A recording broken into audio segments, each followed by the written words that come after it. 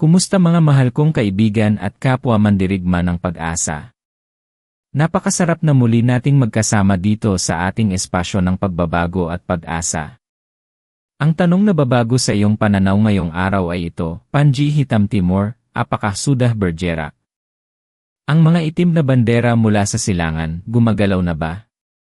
Makinig kang mabuti dahil ang katanungang ito ay higit pa sa anumang balita na naririnig mo sa telebisyon o nakikita mo sa internet. Ito ay isang tanong na may malalim na ugat sa espiritual na mundo, sa propesya, at pinakamahalaga, sa iyong sariling personal na paglalakbay. Hindi ito tungkol sa mga hukbo o mga politikal na kaguluhan, bagkus, ito ay tungkol sa isang pagkilos na malaki kaysa sa ating naiisip. Kung nararamdaman mo ang isang tawag sa loob mo, isang gutom para sa katotohanan at pagbabago, kung may bahagi sa iyo na nagsasabing mayroong panangyayari na hindi ko pa naiintindihan, kung gayon, ang mensaheng ito ay para sa iyo. Hayaan mong sabihin ko sa iyo, ito ay magiging isang paglalakbay na magbubukas ng iyong mga mata, magpapalakas ng iyong pananampalataya, at magbibigay sa iyo ng kapangyarihan na gumalaw kasama ng agos ng Diyos. Kung handa ka nang makita ang mundo sa isang bagong paraan, manatili ka hanggang sa huli. Maraming tao ngayon ang nakakaramdam ng kakaibang bigat sa kanilang puso, ng pagkalito, ng pag-aalinlangan. Para silang naghihintay ng isang senyales, isang hudyat mula sa labas para sabihin, ngayon na ang oras. Nakikita natin ang mga pangyayari sa mundo, ang mga krisis, ang mga hamon, at natural na tanungin, ano na ba ang nangyayari? Kailan ba tayo makakakita ng tunay na pagbabago? Ang pakiramdam na ito ay tulad ng pagkabihag sa isang silid na walang bintana, naghihintay ng liwanag na pumasok mula sa isang pintuan na hindi mo alam kung kailan bubukas. Hindi ka nag-iisa sa ganyang pakiramdam. Naranasan ko rin yan. Mga taon na ang nakalipas, para akong nakatayo sa gitna ng isang malawak na disyerto, naghahanap ng tubig, ng direksyon, ng anumang tanda na mayroong higit pa sa pagod at pagkabigo. Para akong isang sundalo na handang lumaban, ngunit walang nakikitang bandera na susundan, walang naririnig na tawag para kumilos.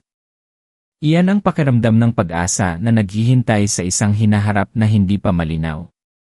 Pero dito nagsisimula ang tunay na kwento, mga kaibigan.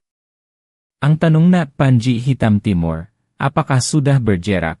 Ay hindi lamang isang katanungan tungkol sa mga propesya na nababasa natin. Ito ay isang paanyaya na suriin ang iyong sariling puso. Ang insilangan sa espiritual na kahulugan ay madalas tumutukoy sa simula, sa pagsikat ng araw, sa liwanag na pumapasok matapos ang dilim. Ito ang lugar kung saan nagsisimula ang bagong umaga. At ang iitim na bandera, bagaman maaaring magkaroon ng iba't ibang interpretasyon sa iba't ibang kultura, sa konteksto ng ating pag-uusapan, ay sumisimbolo sa isang pagkilos na hindi mapipigilan, isang kapangyarihan na gumagalaw patungo sa isang dakilang layunin.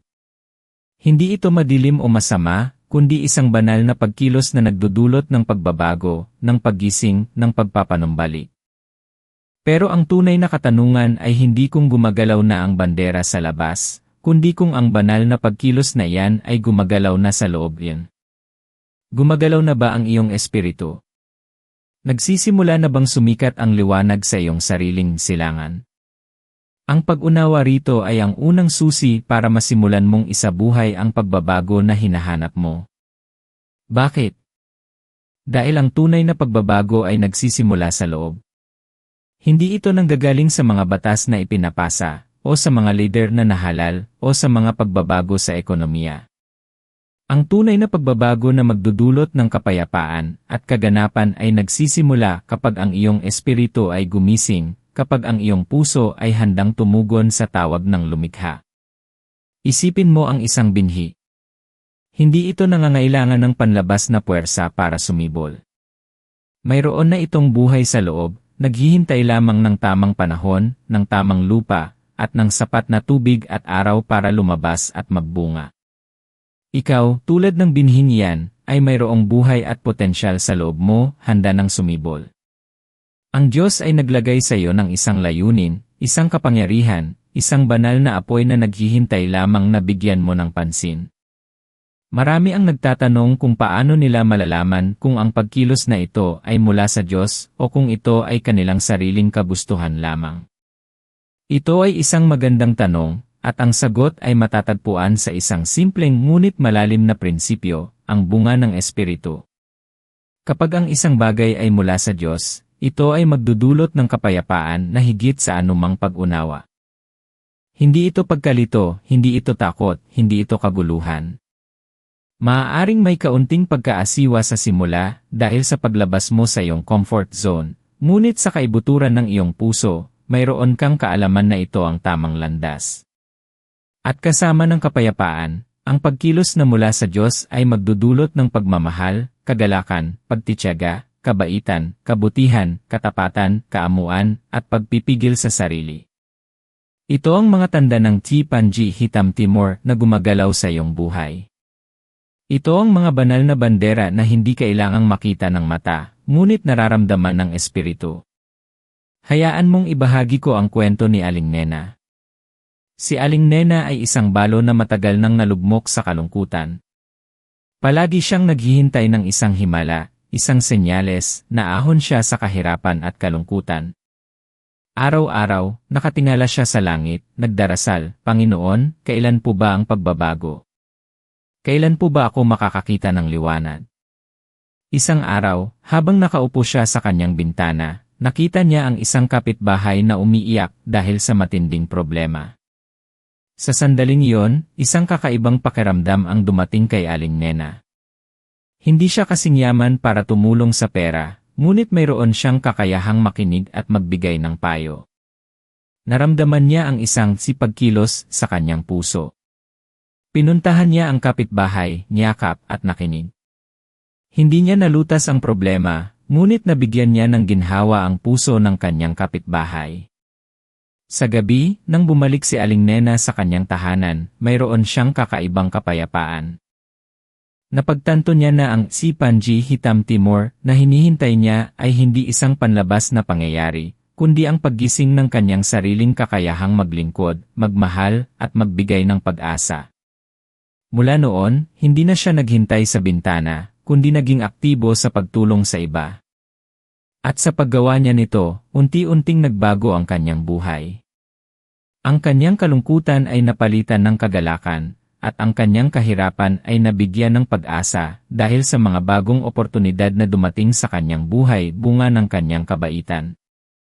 Ang kwento ni Aling Nena ay isang paalala na ang pinakamakapangyarihang pagkilos ay madalas na nagsisimula sa pinakamaliit na hakbang ng pagpapasya. Hindi mo kailangang baguhin ang buong mundo para maramdaman ang pagkilos ng Diyos. Magsimula ka sa kung nasaan ka, sa kung ano ang mayroon ka, at sa kung sino ka. Ang sabi sa Jeremias 20:11, sapagkat nalalaman ko ang mga panukala ko tungkol sa inyo, sabi ng Panginoon, mga panukala sa kapayapaan at hindi sa kasamaan, upang bigyan kayo ng kinabukasan at pag-asa. Mayroon ng plano ang Diyos para sa iyo. Hindi ka aksidente. Hindi ka nag-iisa. Ang kailangan lang ay ang iyong pagtugon sa pagkilos na nasa loob mo. Ngayon, marahil ay iniisip mo, paano ko ba talaga malalaman kung gumagalaw na ang banderang iyon sa loob ko? Paano ako magiging handa? Magandang tanong. Ang pagiging handa ay hindi nangangahulugang perpekto ka. Ang pagiging handa ay nangangahulugang bukas ang iyong puso at handa kang matuto. Mayroon akong 3 mahahalagang hakbang na ibabahagi sa iyo para matulungan kang matuklasan at masundan ang pagkilos na ito. Una, magpakatahimik at makinig. Sa mundong puno ng ingay at kaguluhan, napakahirap na marinig ang banayad na bulong ng Diyos. Hindi mo maririnig ang kanyang direksyon kung patuloy kang nababalot sa ingay ng social media, sa opinyon ng iba, o sa iyong sariling pag-aalala. Maglaan ka ng 10 hanggang 15 minuto araw-araw na nasa katahimikan. Hindi kailangang magdasal ng mahaba, bagkus ay magpahinga ka lamang sa kanyang presensya. Huminga ka ng malalim. Pakiramdaman mo ang bawat tibok ng iyong puso. Sa katahimikang iyan, unti-unting lalabas ang tinig ng iyong espiritu, ang tinig ng Espiritu Santo. Doon mo maririnig ang mga ideya, ang mga direksyon, ang mga sagot na matagal mo nang hinahanap. Hindi ito isang mabilis na proseso, ngunit ito ay isang napakalakas na pundasyon. Pangalawa, hawakan ang iyong pananampalataya. Sa gitna ng kawalan ng katiyakan, madalas nating hinahayaan ang takot na mamuno.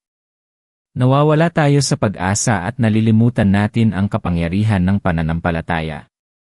Ang pananampalataya ay hindi lamang isang pakiramdam, ito ay isang pagpasya. Ito ay ang pagpili na magtiwala sa Diyos kahit hindi mo pa nakikita ang buong larawan.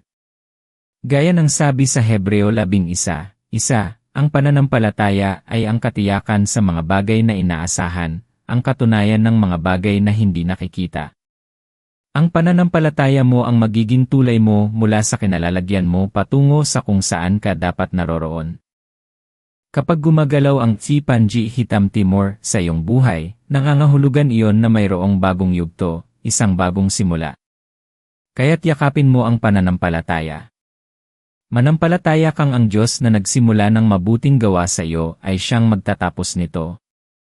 Manampalataya kang ginawa Kanya para sa isang layunin na mas dakila kaysa sa iyong sarili. Pangatlo, kumilos ka sa mga maliit na hakbang. Hindi mo kailangan ng isang malaking grand reveal para magsimula. Ang mga propetikal na pagkilos ay nagsisimula sa maliliit, sinasadyang mga hakbang. Kung narinig mo ang isang bulong mula sa Diyos na maging mas mabait sa iyong asawa, gawin mo yon. Kung naramdaman mong kailangan mong magpatawad sa isang tao, gawin mo yon. Kung may isang ideya na paulit-ulit na dumarating sa iyong isipan para magsimula ng isang maliit na proyekto, simulan mo. Huwag kang maghintay ng perpektong kondisyon o ng malaking budget. Simulan mo kung ano ang kaya mong gawin ngayon. Ang bawat maliit na hakbang na ginagawa mo sa pananampalataya ay tulad ng isang piraso ng domino. Kapag tinulak mo ang isa, susundan iyan ng iba pa, hanggang sa makita mo ang buong hanay ng pagbabago na nais ng Diyos para sa iyo. Ang pagkilos ng Tsipanji Hitam Timor sa loob mo ay hindi isang biglaang pagsabog, ito ay isang unti-unting paglalahad ng banal na plano. Sa puntong ito ng ating pag-uusap, gusto kong marinig mula sa iyo. Sabihin mo sa akin sa mga komento kung nasaan ka nanonood at kung ang mensaheng ito ay tumatama sa iyong puso. Ang iyong pagbabahagi ay napakahalaga sa aming pamilya dito, at nakakatulong ito sa akin na makagawa ng mas maraming content na talagang nagbibigay ng pagbabago. Nakikinig ako. Naintindihan mo ba ngayon kung bakit ang tanong na Panji Hitam Timor, apaka Sudah Bergerak, ay hindi lamang para sa mga historiador o sa mga naghahanap ng panlabas na kaganapan? Ito ay para sa bawat isa sa atin na naghahanap ng layunin, ng pag-asa, ng tunay na kahulugan sa buhay. Ito ay isang paalala na ang pinakadakilang labanan at pinakadakilang tagumpay ay nangyayari sa loob ng ating sarili. Ikaw ay ginawa para sa isang dakilang layunin. Hindi ka nilikha para maging ordinaryo. Ikaw ay nilikha para maging ekstraordinaryo. At ang pagkilos na yon, ang Tsipanji Hitam Timor na yan, ay hindi lamang tungkol sa isang panahon sa hinaharap, kundi tungkol sa ngayon. Gumagalaw na ito sa loob mo. Ang tanong ay, handa ka bang kumilos kasama nito? Minsan, ang pinakamalaking hadlang ay ang ating sariling mga takot at pag-aalinlangan. Nariyan ang boses na nagsasabing hindi ka sapat, hindi mo kaya, huli na. Pero hayaan mong sabihin ko sa iyo, ang boses na iyan ay hindi mula sa Diyos. Ang Diyos ay nagbigay sa iyo ng espiritu ng kapangyarihan, pag-ibig, at kontrol sa sarili. Hindi ka binigyan ng espiritu ng pagkatakot. Sa bawat hamon, sa bawat pagsubok, naroon ang kapangyarihan ng Diyos na naghihintay na tawagin mo.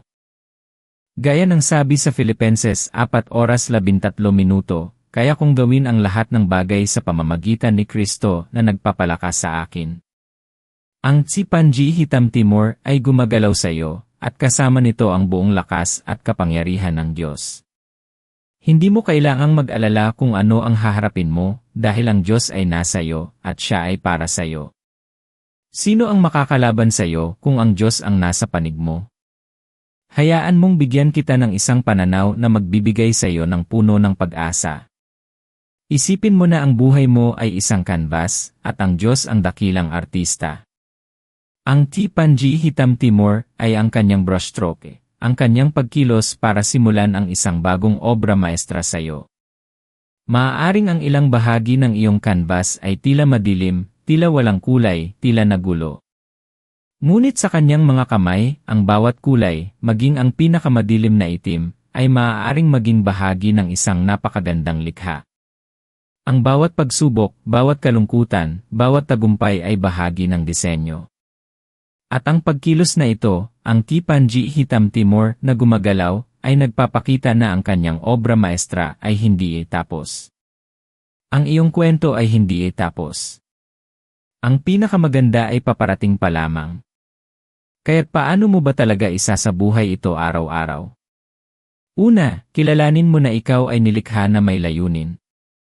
Ang sabi sa Efeso 2:10, sapagkat tayo ay kanyang nilikha, na nilikha kay Kristo Jesus para sa mabubuting gawa, na inihanda na ng Diyos ng una pa upang ating lakaran.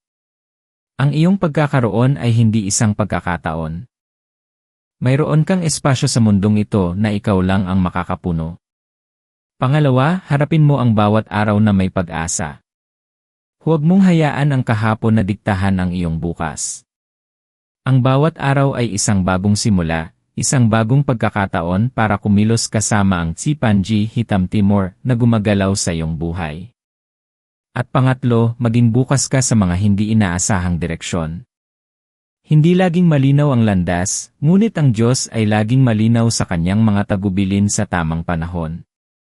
Kung nararamdaman mo ang tawag na ito, kung naniniwala ka na mayroong isang bagay na gumagalaw sa loob mo, isang banal na apoy na naghihintay na masindihan, kung gayon oras na para bumangon at kumilos.